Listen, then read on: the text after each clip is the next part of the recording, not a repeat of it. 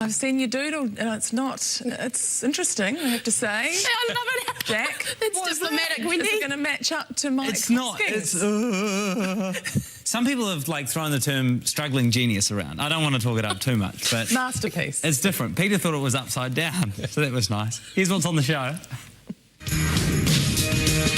Tonight, this is 13-year-old Dylan. He likes rugby and he likes these. Put the two of them together and the result was almost tragic. I almost choked the one. I thought I was going to die. plus... Oh, they're pretty smart. Okay, but we want some proof. Be a fetch. Good girl.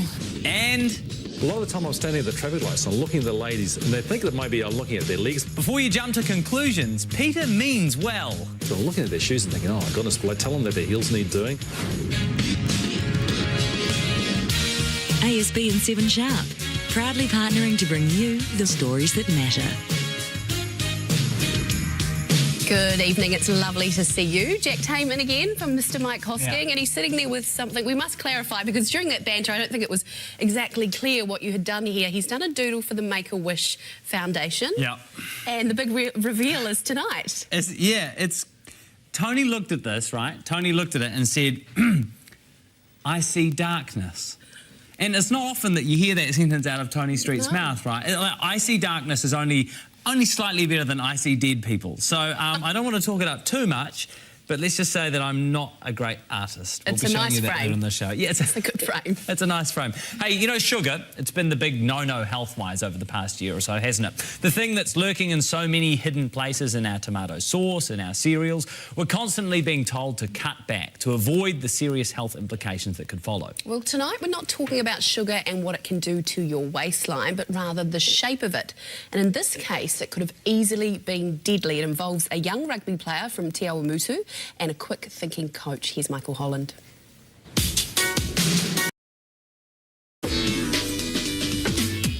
Whoa, that's scary. That is terrifying, isn't it? Hey, you probably recognise this woman. You should by now, at least. She's about to become one of the most powerful people on the planet. And many, well, have never heard of her, at least until today. So allow us to introduce you. On Thursday, My name's Theresa May, and I'm the Conservative Member of Parliament for Maidenhead in Berkshire. But I'm also the Home Secretary and Minister for Women and Equalities.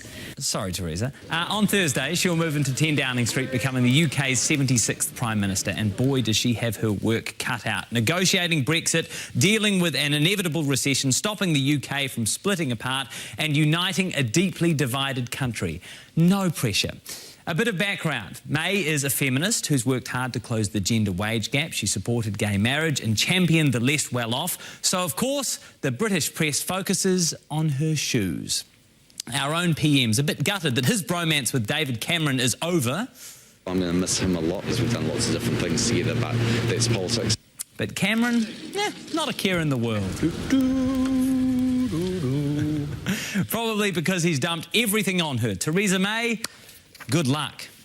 All right, room for two? I've got a couple more facts on Theresa for you. She lives on a place called Sonning, which means she's a neighbour of George Clooney. Oh. Well, not anymore. She'll be leaving, obviously. And Jimmy Page from Led Zeppelin. Right. So it must be a pretty fancy neighbourhood. She's also a type 1 diabetic, so she has to inject herself 4 times a day. So we think she's the first world leader to be one of those. So she probably won't be having the choking gobstopper problem. I don't think that will be an issue for her. That was terrifying. I'm sorry, but that stamping on the deck with your gobstopper, that's amazing. I thought Jaffas were bad because I'm always a little paranoid if my kids have a Jaffa. I'll often break them in half before I give them to them. But a gobstopper, I remember those as a kid. Yeah. They are impossible, obviously, to crack. You're apparently not supposed to do the Heimlich, just so you know, that one. You're not supposed to do that anymore. You're supposed to do... Yeah, the back slaps. The Heimlich went out of phase of 5 or 6 years ago because it was causing a lot of internal injuries. So the back sort of smacks. You'd be spent 5 of those, but I guess if that doesn't work, the Heimlich, whatever works, really. Yeah, and maybe just don't have your gobstopper while you're at rugby practice as well. It's a good option. Probably not. I think he's probably learnt that lesson. Yeah. Now, when Kath hit a rough patch in her life... I went from being super active and having fun to sitting here all alone. She sought strength from a surprising place. Considering what you've been through, how proud are you of your pooches? Absolutely proud as. Plus, we're in the midst of a pretty serious craze. It's just addicting. I'm casually up at 3 AM playing wandering my streets, man. Don't worry, Tim's on the cause. Stop. This is an intervention. We only want to help. And underneath here is Jack's artistic masterpiece, but will it match the drawings that Mike and I did? Stay tuned to find out. Don't you worry about me.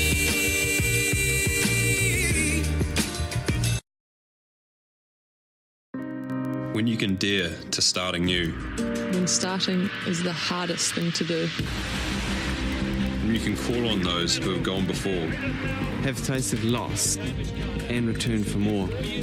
These dreams we have, be they big or bold, are within our reach. Reach out, take hold. Ours is the world if we truly believe. All we need do is dare to achieve. Dream big, New Zealand. This was Sir Walter Nash's house. That is really modest for the Prime Minister of the country. When he sold the house, he gave the proceeds to charity. Find out what makes our houses our homes. Do you think the Prime Minister of New Zealand would do that today? The New Zealand Home, Friday, 7:30 on 1. 2 years cleaning up the mess that I made. Still don't believe, but I take the leap anyway. I feel the nerves swirl around my body. Take all I learned. Very cool. I like.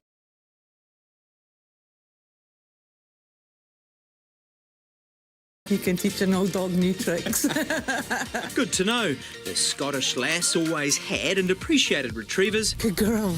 But that appreciation reached next level when she was hit with Bell's palsy, a form of facial paralysis 4 years ago. My sight had went and my hearing had went and my speech had slowly disappeared. I went from being super active and to sitting here all alone. How bad did it get? It took my life. It was over. There was nothing left for me to do. I felt useless and worthless. right now I need a miracle. A prisoner at home, it was eventually her retrievers who found the key, who saved her life. I just looked down at my dogs and they looked at me. They couldn't care if I could speak or hear or see. And for that day, I just lifted myself up and off we went. I need you right now. Yeah, I need you right now. They don't care as long as you're a fair pack leader. You consider yourself the pack leader? Yep, absolutely the pack leader. The pack leader soon became a breeder and dog behaviourist, started helping others. Oh, the kids go mental. They get so excited and they come screaming out to meet them. Some pigs are pink. Cass been running her Reading to Dogs program at the local Waio area school for 18 months. They give you company and they help you read. Dogs are non-judgmental and the kids are under no pressure whatsoever. If they get it wrong, we don't care. The dogs don't care.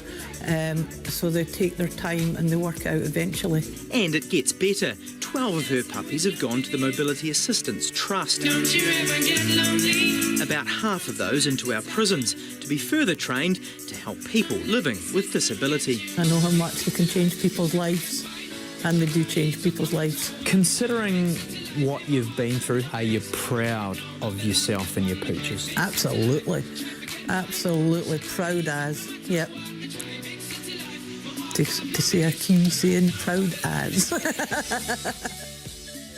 Oh, she's a character, isn't she? They remind you of home life at the moment? It does. I've had a dog. I've been told that I don't have a Not heart. your children, sorry, yeah. Because I don't own a pet. Oh. Yeah, Sam Wallace tells you don't me have that a heart? regularly, apparently, but I have got a black lab for 8 weeks, my parents' dog while they're away, and so far so good. A week. So far so good for you. Yeah. Tony came in today and said, hey, Zach. And I was like, no, my name's Jack. We've known each other for 10 years. And she was like, oh, sorry. You have similar tendencies. My dog's name is Zach. Oh, sorry, okay, Jack. thanks. I don't know. Show us your doodle, Zach. Great. Hey, Pokemon Go, if you haven't heard about it by now, where have you been? It's a huge craze that allows you to play the game in real life thanks to your smartphone. It's swept New Zealand and now the rest of the world is falling under its spell. I still don't really get it. So, can a craze become an addiction? Can harmless become harmful? Where does it stop? Tim Wilson decided it was time to stage an intervention, and of course it didn't go to plan. This is a public service warning. Call it the new epidemic. A video game app known as Pokemon Go. That game where you walk around town and you get little funny things. You gotta get them little funny things. You gotta catch them all, man. The kids are mesmerised. It's just like addicting. The gangs are involved by accident. The cops are worried on Facebook. and a psychologist is calling it. For some people out there, this will